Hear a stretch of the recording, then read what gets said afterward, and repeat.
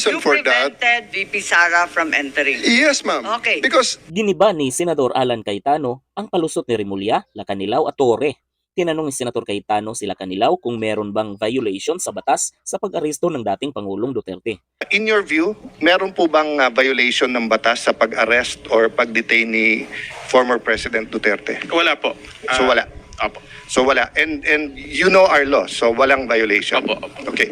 How about you, General Torre? May violation ho ba sa arrest or detention ni former President Duterte?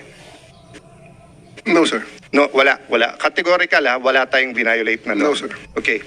Sumagot sila Lacanilaw at Torre na walang nalabag na batas. Pero sunog at na-corner sila sa batas na binasa ni Senator Alan Peter Cayetano.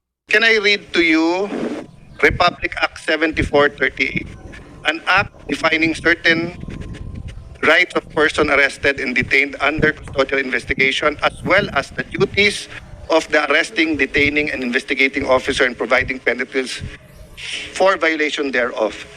Section F, any person arrested or detained,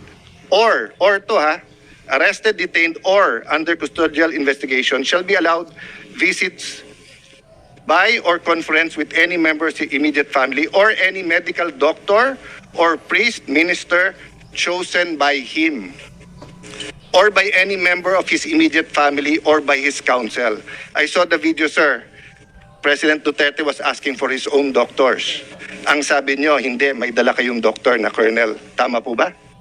Napaka-defensive sumagot ni Torre sa tanong dahil meron di umanong ibang video na nagpapatunay na may substantial doktor na present sa pangyayari. There's another video that will show that he has his doctors from the Cardinal Santos. Yes. And Sir, we have substantial doctor. Posibleng patong-patong ang kaso na kakaharapin ng mga opisyal hinggil dito at parang magkakabaliktaran ito pag nagkakataon. ang sabi niyo substantial. So I will clarify. Were there doctors that he requested you did not allow in? Yes I was or not no? aware of that, sir. Okay, you're not aware kung meron pinapasok o wala. Kung meron siyang ibang Okay. additional doctors, But I saw the video wherein you're saying 2-star, ako na nagdedesisyon, I will not allow VP Sara in. Tama? yes, sir. Okay. Hindi ba siya anak? Ang nakalagay dito, the person's immediate family shall include his or her spouse, fiancé, parent or child, brother, sister, grandparent, grandchild, uncle, aunt, nephew, niece, etc. Ang penalty nito ay 4 na taon nata na kulong.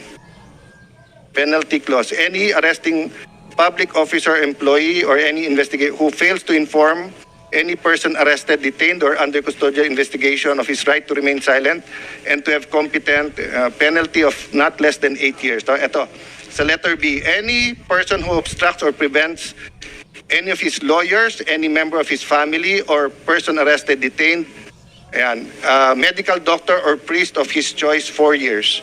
So, sir, you prevented VP Sara from entering. Reason You for that, prevented VP Sara from entering. yes, ma'am. Okay. Because Biglang natauhan si Torre at iba pang mga opisyal.